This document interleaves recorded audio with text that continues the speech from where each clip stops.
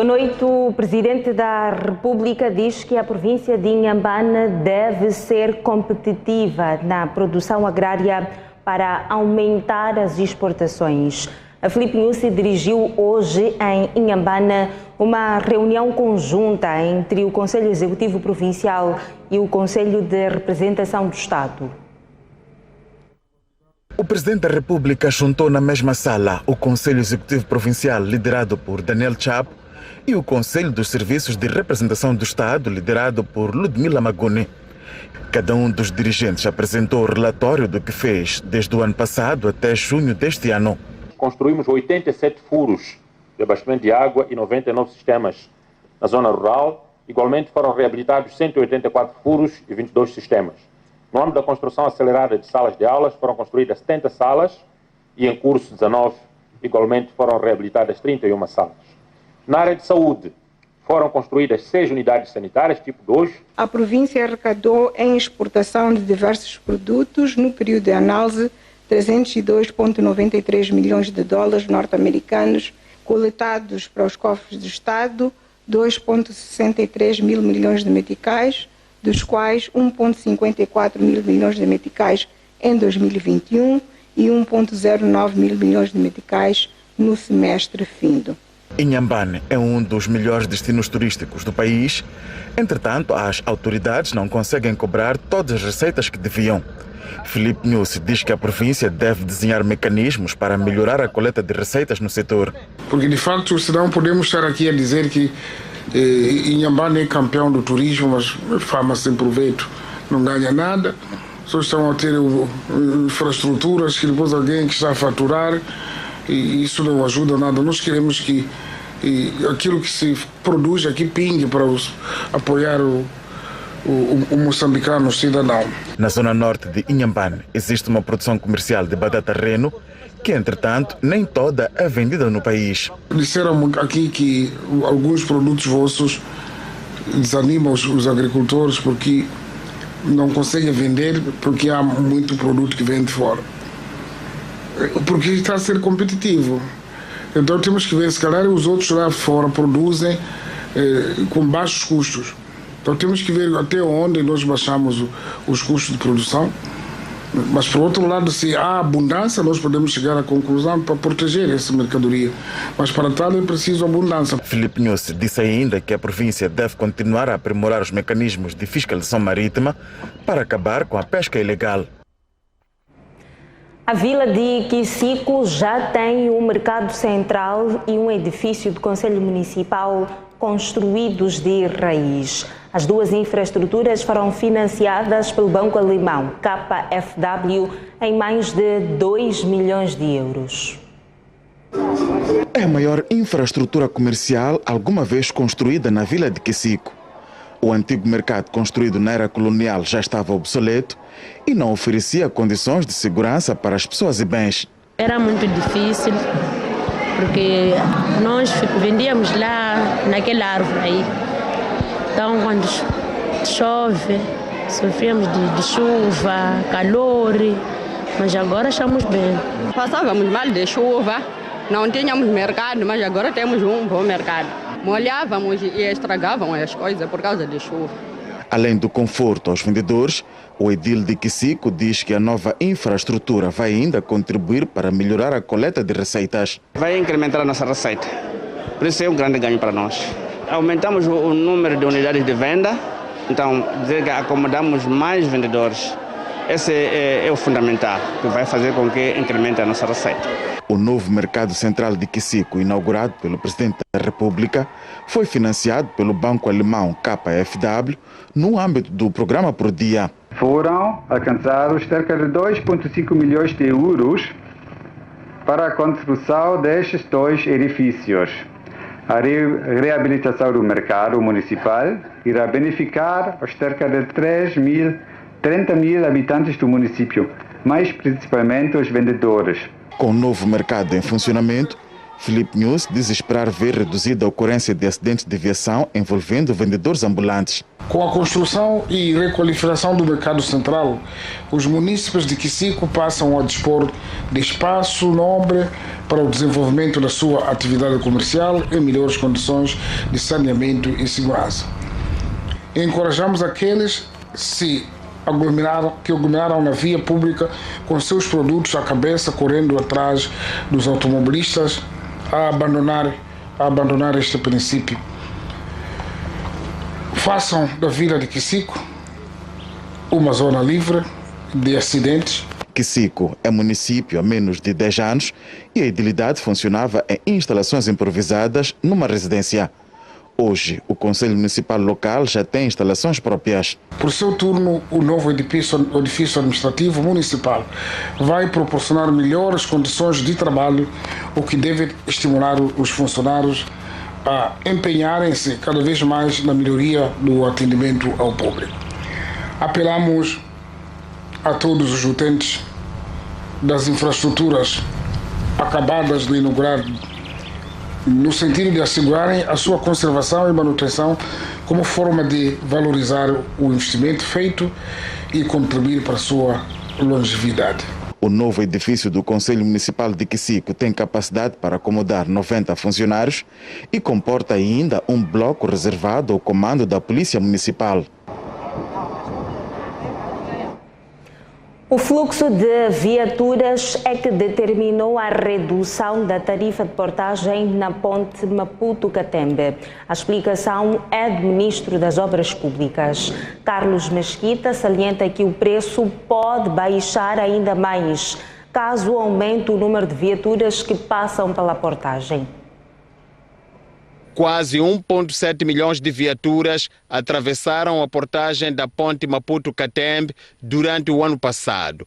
Trata-se da segunda portagem que mais contribuiu para os ganhos da rede viária de Moçambique em 2021, depois da portagem de Dondo, na província de Sofala.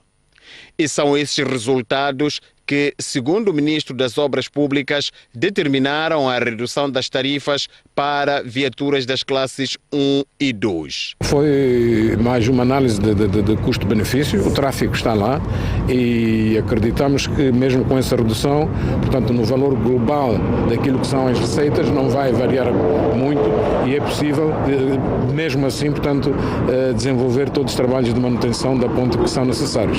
Portanto, na altura fez-se uma expectativa de tráfego, agora a expectativa de tráfego é outra, que é maior e que quanto mais volume tiver, então traz, portanto, o número de receitas que é necessário. Carlos Mesquita diz mesmo haver espaço para mais reduções das tarifas caso aumente o fluxo de viaturas que atravessam a portagem Maputo-Catembe. Havendo utilização, que é o que nós pretendemos, portanto as estradas são para ser utilizadas, portanto em função do nível de utilização é sempre uma questão da avaliação do custo-benefício no momento. Desde a decisão, o custo de travessia para viaturas de classe 1 reduziu de 160 para 125 meticais e para as viaturas de classe 2 de 320 para 250 meticais.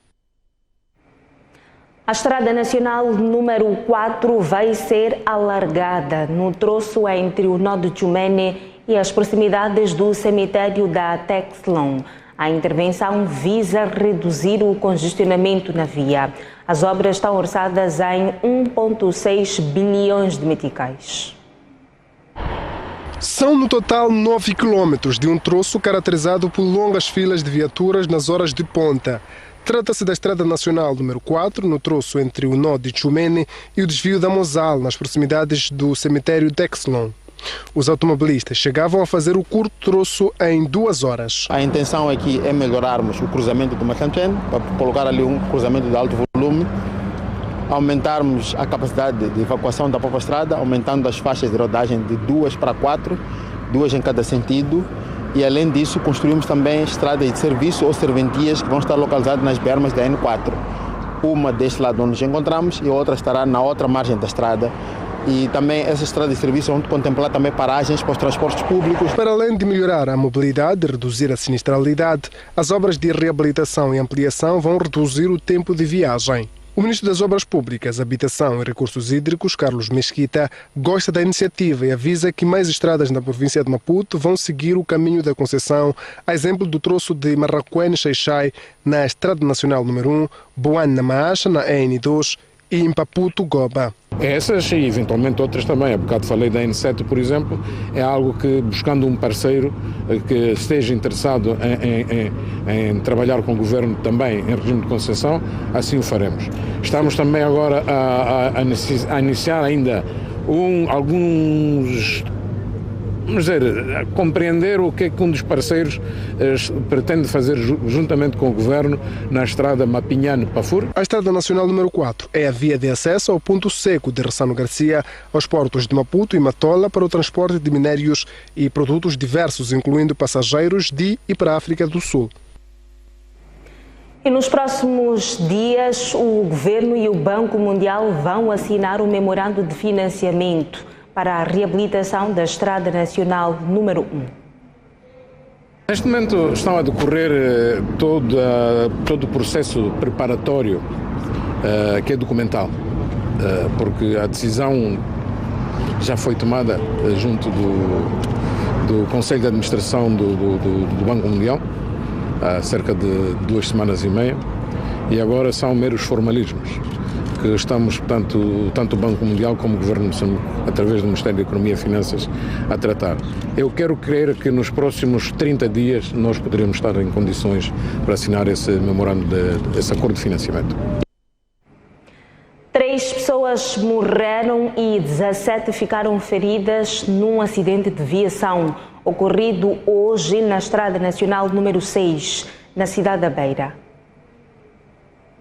O acidente teve lugar nas primeiras horas desta segunda-feira, quando a viatura na imagem seguia o trajeto Mercado da Cerâmica Baixa da cidade e quando chegou nesta paragem, vulgarmente conhecida por Descida de Nhangau, no bairro da Manga, despistou e capotou.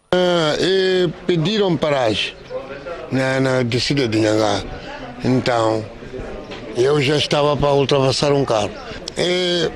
Bato aquilo. Já não tive como, porque já me puxou. Fui bater aquilo. Quando bati aquilo, arrebentou a roda, então virou o carro. Com o acidente, 3 pessoas perderam a vida e outras 17 ficaram ligeiramente feridas. Ligado a isso ou não, o fato é que o automobilista reconhece que nada provava que o carro estava em condições de se fazer a via pública. Nada, não estava. Até eu falei com o dono, não tem inspeção. Não tinha inspeção. Desde logo, a Polícia de Trânsito entende que o automobilista cometeu um erro antes de se fazer a via pública. Se o mesmo não está em condições, então não vale a pena pegarmos uma viatura que não está em condições para colocarmos na via pública, porque senão pode criar mais perdas humanas. Refira-se que na madrugada do domingo, o condutor desta viatura ligeira atropelou mortalmente 2 pessoas no bairro de Palmeiras, na Beira, tendo de seguida fugido sem prestar socorro. Pessoas que presenciaram a situação, alegadamente agentes da PRM, seguiram a mesma e imobilizaram-na disparando tiros nos pneus. O condutor da viatura estava sob efeito de álcool. A ministra da Justiça vai mediar o conflito entre os membros da Igreja Velha Apostólica de Moçambique. A confusão deve-se à contestação da liderança de Jaime Machombe. Helena Kida reuniu-se hoje com várias congregações que se queixaram de líderes que extorquem crentes com base na fé. Helena Kida chamou as lideranças religiosas esta segunda-feira para conhecer os principais desafios que enfrentam. E um deles é o conflito interno nas igrejas. É o caso do mediatizado litígio da Velha Apostólica, onde há membros que contestam a liderança de Jaime César Machombe na província de Maputo. E, uma vez mais, o caso foi trazido a público neste encontro com um membro do Conselho de Direção da Igreja a explicar que Machombe continua líder e que a sua saída do cargo só pode ser decidida pela Conferência dos Apóstolos a decorrer próxima semana na vizinha África do Sul. Nos distanciamos de todas as falácias. Somos pela paz, nós cultivamos a paz, nós plantamos a paz. Os oponentes do líder da Igreja Velha Apostólica estavam também na sala e quiseram apresentar a sua versão, mas foi o próprio apóstolo a barrar as explicações. Não estou a criar distúrbio. Ele esteve a falar, tenho o direito a esclarecer as coisas. Não estou a criar distúrbios. E porque a ministra da Justiça, Assuntos Constitucionais e Religiosos entende que o caso deve ser resolvido com diálogo, prometeu liderar as conversações num fórum privado. Muitos de vocês são hospitais espirituais. Se houver falência destes hospitais espirituais, o que é que sobra à nossa sociedade? Então eu queria que nós refletíssemos sobre isso. E as queixas sobre a atuação das lideranças de igrejas não paravam. Alguns irmãos desonestos buscam sul-africanos, buscam malauianos, buscam para virem extruir aquilo que é o interesse do crente, usando a palavra de Deus. Nós estamos a andar atrás das instituições do Estado desde 2016, a reportarmos problemas graves que estão a acontecer lá na igreja. As instituições do Estado demoram na decisão sobre os assuntos que apresentamos. Na resposta a esta preocupação, Helena Kida deixou escapar um problema comum nas instituições do Estado de as soluções às preocupações dos utentes dependerem de quem cumpre o mandato e não da flexibilidade institucional. Confesso que fiquei aliviada quando disse que era 2017, 2019, quer dizer, eu sou 2020, não é? Mas pronto, vamos sim resolver. Bom, porque as preocupações eram várias, Helena Kida propôs que houvesse encontros regulares que serão de 3 em 3 meses. Destacou, entretanto, a necessidade de aprovação urgente da proposta de lei da liberdade religiosa que já está no Parlamento. Isto porque, sem este instrumento legal, o Ministério fica limitado em intervir nos possíveis conflitos religiosos. A ministra da Justiça garantiu hoje que já estão a ser selecionadas as pessoas que vão beneficiar-se de uma formação para o reconhecimento de documentos nas esquadras.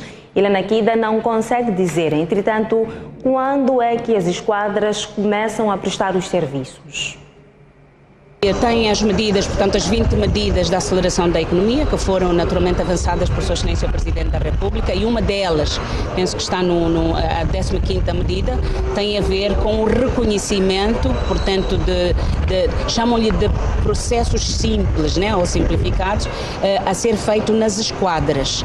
E é verdade que para que haja este reconhecimento é preciso, ou por outra, para que as esquadras possam fazer estes reconhecimentos, há condições que têm que ser criadas. Uma delas passa pela capacitação destes agentes que trabalham nas esquadras, que terão que ter a formação para poderem fazer os reconhecimentos. Mas também, como devem saber, há outras questões de logística, quer seja carimbos, é preciso alguns instrumentos que permitam poder fazer este reconhecimento. Então, neste momento o que se está a fazer, portanto, era bom que fosse uma atividade que foi avançada hoje e hoje mesmo nós começássemos a fazer os reconhecimentos, mas primeiro está a ser feita já a seleção daqueles que devem beneficiar desta capacitação e depois seguir-se a própria capacitação destes agentes e, como devem saber, tem que ser abrangente, tem que ser do âmbito nacional, porque vai acontecer em todo o país. É verdade que eventualmente talvez comecemos, não em todas as esquadras ao mesmo tempo, mas aquelas que eventualmente sejam pré-selecionadas por causa da dinâmica. Já há pessoas detidas acusadas de usar bombas de combustível em Sofala para financiar o terrorismo em Cabo Delgado. A informação é da Secretária de Estado em Sofala, Stella Zeca.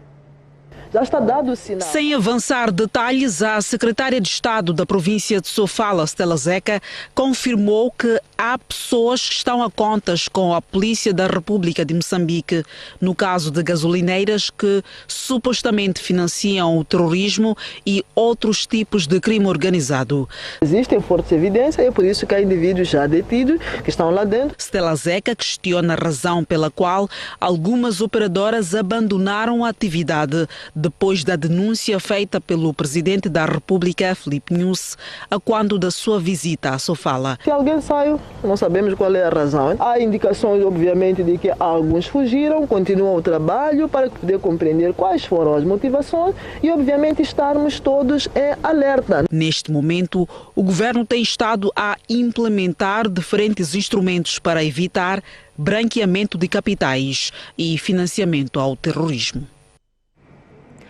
Os ataques terroristas podem comprometer a alfabetização e a educação de adultos na província de Cabo Delgado. A Direção Provincial da Educação diz que é preciso tomar medidas especiais para evitar que o conflito afete o processo. A alfabetização e educação de adultos na zona norte e sul de Cabo Delgado parou em 2017, quando iniciaram os ataques terroristas, mas o governo continuou com o processo nas zonas consideradas seguras. Em todos os centros de acolhimento existem lá centros de alfabetização.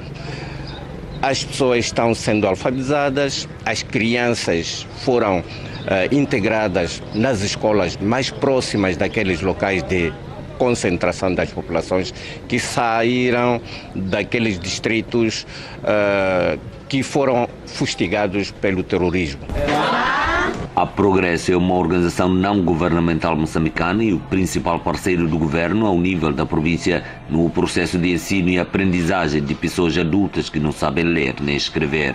Devido à insegurança, a ONG suspendeu quase todos os projetos de alfabetização e educação de adultos na zona norte de Cabo Delgado e agora trabalha apenas em alguns centros de reassentamento de deslocados. A nossa meta neste momento é atingir mais de 3.000 alfabetizandos, mas neste momento estamos apenas com 1.500. Por quê? Porque nós estamos a ter alguns alfabetizantes que estão a regressar para as suas zonas de origem, porque, como sabem, estamos a ter alguma estabilidade nos distritos onde haviam sido atacados. As metas do plano de alfabetização e educação de adultos em Cabo Delgado poderão não ser atingidas caso medidas urgentes e oportunas não forem tomadas, mas com o trabalho e a persistência do governo e parceiros de cooperação, algumas pessoas, mesmo longe de suas casas e com traumas do terrorismo, conseguiram aprender a ler e a escrever. O presidente da República atribuiu medalhas de veterano da luta de libertação nacional a 1.550 pessoas em reconhecimento da sua participação ativa na luta de libertação do país. A medalha é atribuída com o objetivo de valorizar a participação na libertação nacional e também no desenvolvimento do país. O Jornal da Noite sai agora para uma curta pausa, mas antes a informação cambial para si que nos acompanha a partir da STV. Até já. De volta às notícias. O Conselho Municipal de Maputo falhou o prazo da retoma da embarcação que liga a cidade de Maputo à ilha de Canhaca. Ao contrário da promessa do edil Inês Comis, a reparação da embarcação ainda não terminou. Esta semana, os técnicos sul-africanos irão trazer a caixa de velocidades e o motor para efeitos de montagem e o que nos é prometido é que na próxima semana o barco entra em funcionamento. O presidente do Conselho Municipal de Maputo fez a promessa no dia 25 de agosto, durante uma sessão da Assembleia Municipal de Maputo. Na altura, Inês Comis garantiu que até a semana antepassada os técnicos sul-africanos já teriam concluído a montagem da caixa de velocidade e do motor no sentido de a embarcação voltar a transportar passageiros. Entretanto, a promessa não passou de palavras. A embarcação continua paralisada. Sem gravar entrevista, uma fonte do município de Maputo disse à STV que o trabalho não foi concluído porque uma das peças importadas da África do Sul foi devolvida à retificadora. A mesma começou a ser montada esta segunda-feira. Enquanto os trabalhos não terminam, as viagens da cidade de Maputo para Canhaca continuam condicionadas.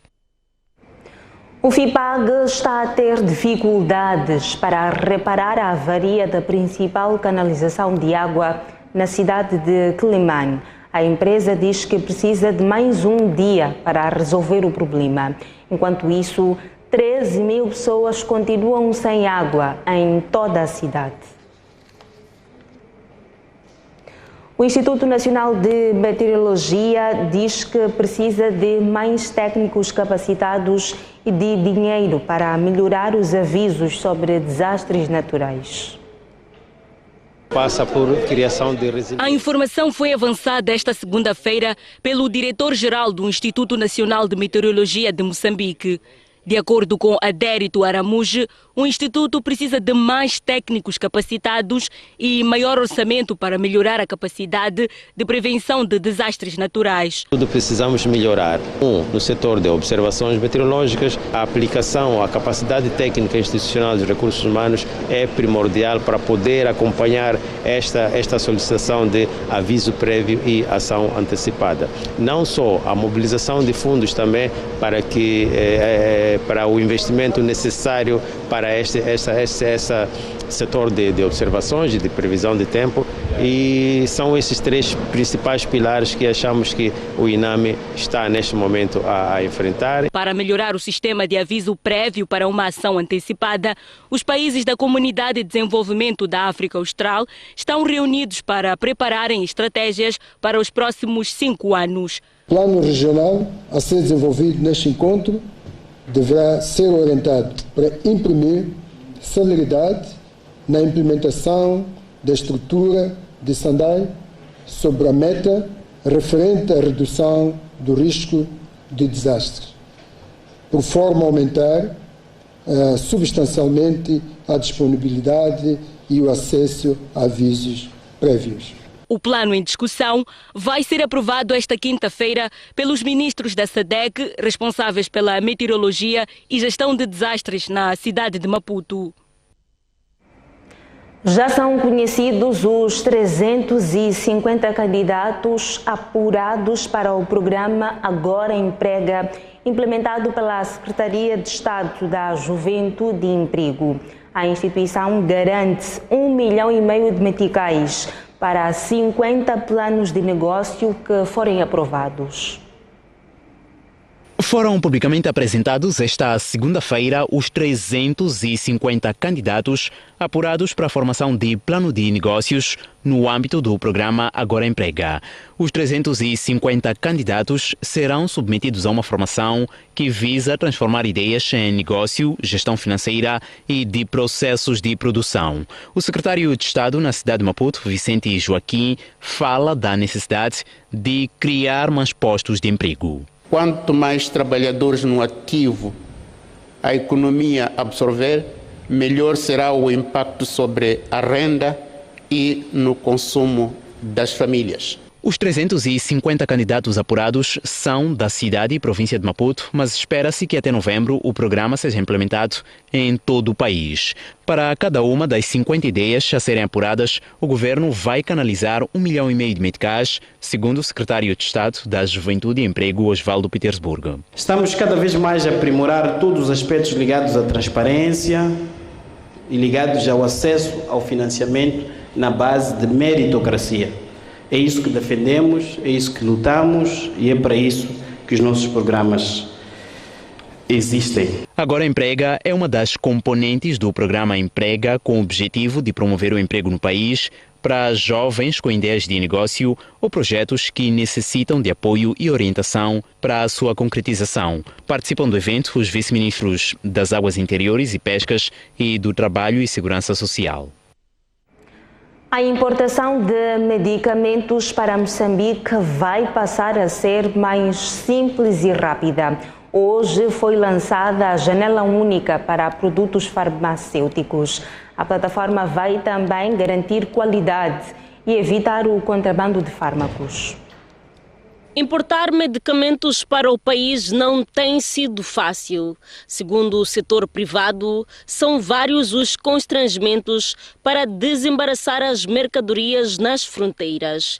Muitas das vezes, até por falta de percepção da documentação emitida pela ANARMA, os importadores tinham que voltar a pedir uma autorização especial à ANARMA para desembaraçar a mercadoria no porto. Esses problemas podem estar no fim com o lançamento esta segunda-feira do bilhete eletrônico na janela única para os produtos farmacêuticos. Nós vamos poder melhorar os nossos tempos de importação, uma vez que, iniciado o processo, todos os intervenientes poderão acompanhar os seus processos, desde o Ministério da Saúde, as alfândegas, bem como o importador, e a qualquer momento ele poderá submeter o seu pedido onde quer que esteja, basta que tenha internet, e nós também, como Ministério da Saúde, poderemos flexibilizar, portanto, o atendimento destes processos. A plataforma vai permitir também maior controle dos fármacos que entram no país e evitar o contrabando, uma vez que há empresas sem licença a exercerem a atividade.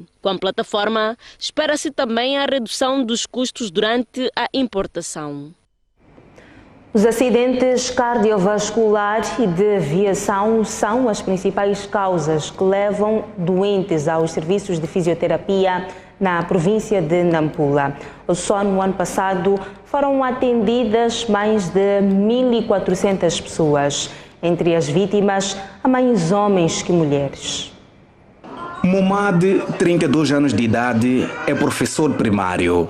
Há cerca de 7 meses que não vai à sala de aula porque caiu de uma motorizada e sofreu uma lesão grave no joelho. Fomos levados imediatamente na urgência e acabaram me imobilizando a minha perna num período de 6 meses. A sala do serviço de fisioterapia do Hospital Central de Nampula é uma espécie de um local de renascimento para muitas vítimas de acidentes de aviação. Eu não contava que ia andar, não tinha aquela esperança de dizer que ia pisar no chão. Com a ajuda de fisioterapeutas é possível recuperar os movimentos, dependendo da situação de cada doente, mas o processo é bastante lento. Sim, leva muito tempo, sim. Depende de causa, né? Sim, depende de causa. Isso é aqueles que levam 3 meses, 5 meses, né? A paralisia total ou parcial dos membros é outro problema que leva muitas pessoas a frequentar sessões de fisioterapia. A querer sair para fora, vem meu corpo a secar. E daí nem para fora não fui, nem para onde não fui, que me doente. Daí foi 2020 até hoje. Na altura em que eu cheguei aqui na fisioterapia, não fazia movimento, não caminhava, não andava, não ficava de pé. Mas agora consigo caminhar sozinho, sem apoio da minha família. Com mais frequência temos pacientes do sexo masculino. Para os casos de acidente de aviação, que também foram muitos, no total tivemos 440. Os casos de AVC, por exemplo, tivemos 973 casos. Só os casos de acidentes de aviação e de AVC levaram 1.413 pessoas aos serviços de fisioterapia do Hospital Central de Nampula. Vamos agora à página internacional. O Tribunal Constitucional de Angola suspendeu os resultados das eleições depois de aceitar uma providência cautelar da UNITA. O partido da oposição pede a invalidação dos resultados finais, que darão vitória ao MPLA. O desfecho das eleições em Angola ainda é incerto, apesar da Comissão Nacional Eleitoral Angolana ter anunciado a vitória do MPLA com 51% dos votos. O Tribunal Constitucional de Angola aceitou a providência cautelar da UNITA a pedir a invalidação dos resultados finais das eleições de 24 de agosto. A UNITA afirma terem ocorrido várias ilegalidades e não aceita os resultados oficiais. Neste comunicado publicado na conta do Facebook de Adalberto Costa Júnior, líder da UNITA, o partido diz que já foi notificado pelo Tribunal Constitucional e que neste momento aguarda pela decisão dos juízes. Com a providência cautelar aceita em tribunal, a atribuição dos mandatos fica suspensa até que os juízes se pronunciem sobre o caso, o que deverá acontecer nos próximos dias. A Comissão Nacional Eleitoral Angolana diz que as alegações da UNITA são infundadas e vai submeter as contra-alegações ao Tribunal Constitucional.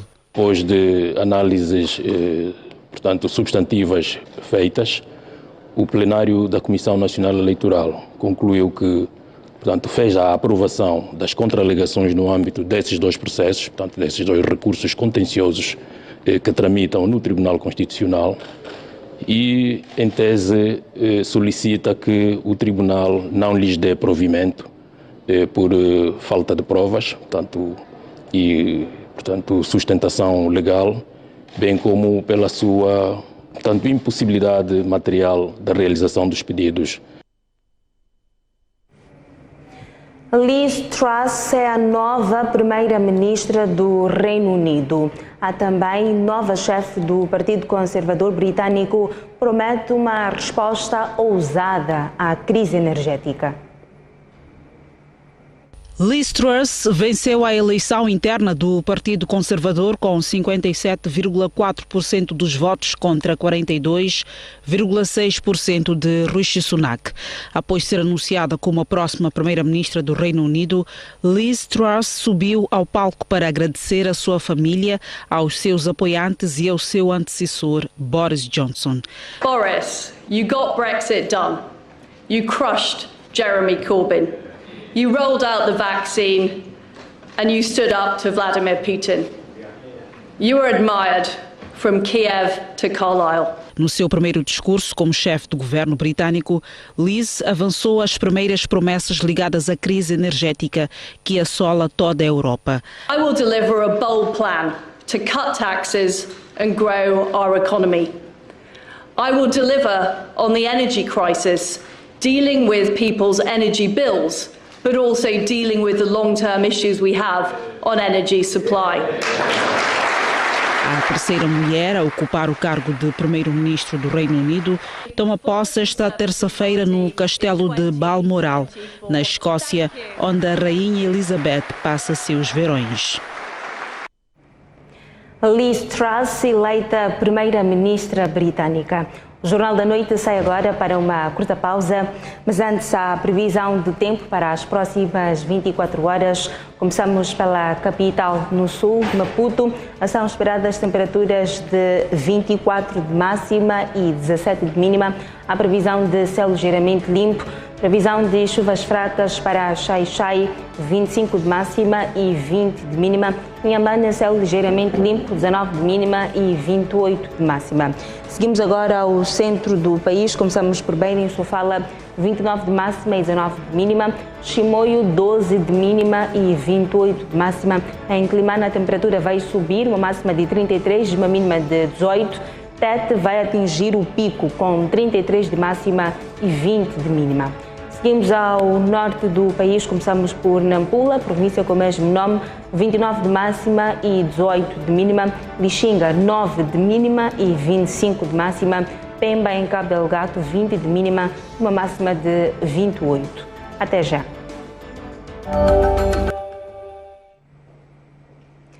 Retomamos as notícias. Olhamos agora o desporto. A Federação Moçambicana de Futebol enviou uma carta à CAF para pedir a anulação da desistência de Moçambique do CAN Sub-23. A revelação foi feita hoje pelo selecionador nacional, Chiquinho Conde. Eu, quando cheguei aqui, disse que queria conquistar algo grandioso onde as pessoas menos esperam. Um dia depois do histórico apuramento de Moçambique ao CHAN 2022, Chiquinho Conde e os capitães da Seleção Nacional, Telinho e Isaac, revelaram à STV os principais marcos da caminhada à elite continental. Mas não pararam por aí. Sobre a polémica ausência dos Mambinhas Sub-23 no próximo CAN, Conde não tem dúvidas dos prejuízos que essa medida possa causar. É uma geração que não pode ser desperdiçada. Se nós querermos fazermos a renovação da seleção nacional, dependemos fundamentalmente desta camada etária. E revela. Houve algum movimento da parte da própria Federação em escrever uma carta à CAF para inverter a situação. Fico felicíssimo, estamos à espera só da resposta da CAF, para que de facto esse espaço seja uma realidade. É importante que estes jogadores estejam a competir, ainda mais numa qualificação que acho que dá acesso aos Jogos Olímpicos, que é algo que dá um prestígio e uma dimensão completamente diferente. Pode ir abaixo neste momento, que nós jogadores com muita facilidade vamos abaixo, mas eu estou sempre a dar força, que continuem a dar em tudo. Quando chegou a desacreditar na qualificação? Não, nunca. Desde o primeiro dia disse, para além de eu, quando assinei o contrato, disse que essa era a minha cadeira de sonho. Fizemos jogos particulares que assustaram muita gente. Fizemos o jogo com a Eswatini, perdemos. Fizemos depois o jogo particular com a ABB, perdemos. E tudo isso produziu um impacto negativo no seio de toda a gente, porque o Moçambique, em termos de futebol, nós tínhamos batido no fundo, em termos de resultados. Sente que já saímos de lá? Claramente. Uma edição do Ao Ataque para ver na íntegra, hoje, logo após a telenovela. A qualificação dos Mambas ao CHAN 2022 foi desenhada ao detalhe. A seguir, acompanhe os momentos que marcaram no Estádio Nacional do Zimpeto o apuramento dos Mambas ao CHAN pela segunda vez. Milhões de braços, uma só força. Ó Pátria amada, vamos vencer. A exaltação da pátria não era enganadora. A corriquintes tipicamente africanos e particularmente moçambicanos, os Mambas projetaram a sala para os flames. Era tudo ou nada, mas antes era preciso sacudir a malapata. É para fazer história.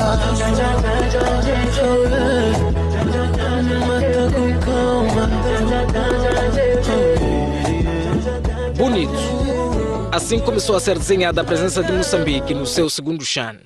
De les a les, de Zumba ao Índico e de Rovuma ao Maputo, preparou-se uma epopeia do futebol nacional. Eu estou a vir de Esqualaquala apenas para ver Mambas. Eu venho diretamente de Tete, eu venho de Xingale. Pedra a pedra, construiu-se uma nova história. Um mar de gente inundou o Estádio Nacional do Zimpeto. A Argélia nunca esteve tão perto.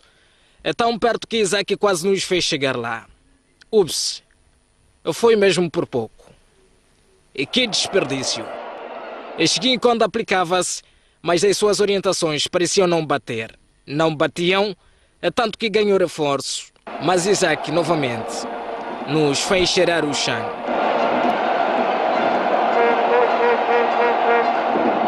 Mesmo sofrendo e chorando, a Argélia era o foco. A do choro de uma criança brotou do colo da mãe a certeza de que a qualificação era uma questão de tempo. O tempo que demorou, mas finalmente chegou. Ao soar do apito final, Moçambique pontificava na lista dos que estarão no Concerto das Nações do futebol africano. Moçambique está de parabéns. Os Mambas estão no chão.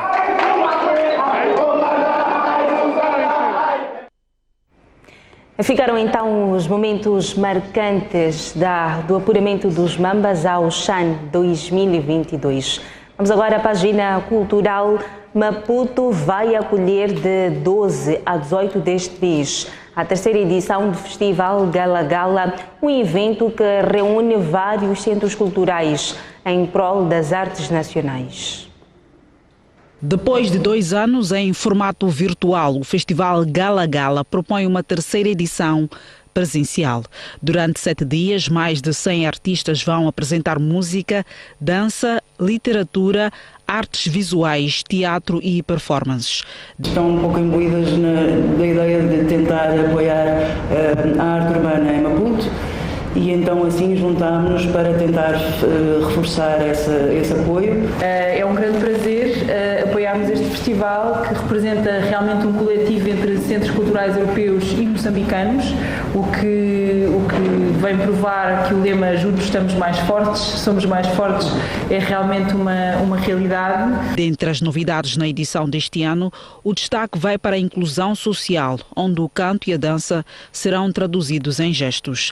Por isso, para os representantes dos centros culturais envolvidos na produção do evento, as expectativas são enormes. Estamos todos ansiosos e com vontade de voltar a um convívio social e ativo, presencial com as pessoas todas. E queria, no fundo, convidar todos a estarem presentes. Será uma festa da cultura, ou pretendemos que assim seja, uma festa da diversidade e uma festa onde todos os centros culturais serão representados nesta união e nesta reafirmação da importância da cultura. A cerimónia de abertura vai decorrer no Camões no dia 12 deste mês. No total estão previstos 18 eventos em 11 espaços entre museus e principais centros culturais da cidade de Maputo. Para trás a página cultural, para já vamos ao encontro de Boaventura Mocipo para conhecermos os destaques do Noite Informativa de hoje. Mocipo, boa noite. Quais são os temas que compõem o programa de hoje? Muito boa noite, Isaura. Boa noite aos nossos telespectadores. Pelo seu interesse geral, pela sua importância e pela sua atualidade, hoje no Noite Informativa vamos discutir tema único. Vamos conversar sobre tribalismo. Exatamente. Vamos falar abertamente e consciência sobre o tribalismo. O professor Sérgio Chichava, doutor em Ciências Políticas, define o tribalismo como a exclusão daqueles que não pertencem ao nosso grupo étnico ou tribal e que, por via disto, são marginalizados ou excluídos. Vários estudos indicam que o problema étnico-tribal, à semelhança de muitos países africanos, está na ordem do dia em Moçambique, ainda que muitas vezes de forma latente. Vamos abordar este tema sobre os seguintes prismas. O primeiro prisma são as raízes e a estruturação ou configuração do tribalismo num Estado-nação em construção como Moçambique. Vamos também discutir a instrumentalização política dos grupos étnico-linguísticos. Como é que, desde a sua existência, portanto a existência de Moçambique, os vários grupos políticos têm usado o argumento tribal para tirar dividendos do poder.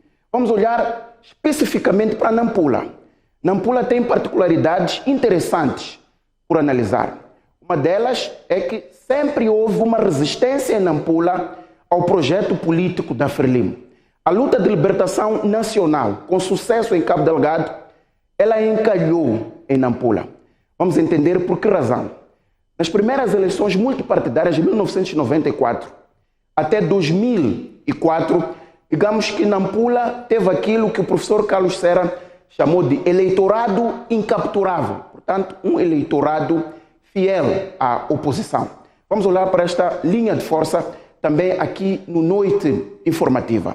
Vamos olhar para também um último aspecto, que é o exacerbar ou o recrudescimento do discurso político em contextos políticos decisivos, como Congresso e eleições. Por que é que há um exacerbar da tribo, um apelo ao sentimento tribal quando se está próximo de momentos políticos decisivos? Isto à luz do que ouvimos dos generais Nihia e também o general Chipande. Vamos fazer a discussão com três convidados. Vamos contar com a participação aqui em estúdio, os três estarão aqui em Maputo. Marcelino Mubai, ele é doutor e é professor de História na Universidade Eduardo Mondlane.